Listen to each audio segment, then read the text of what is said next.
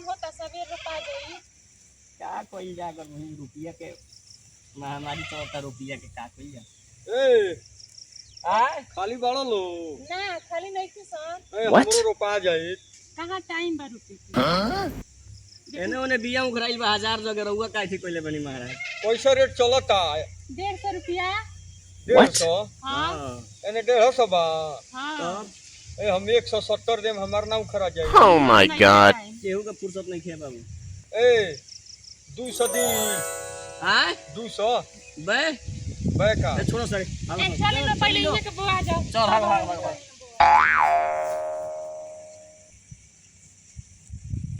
जा तनी लेव लाग गइल बा जाना उखाड़ तारे सब बिया खेत में जल्दी कह दी रोपा जा।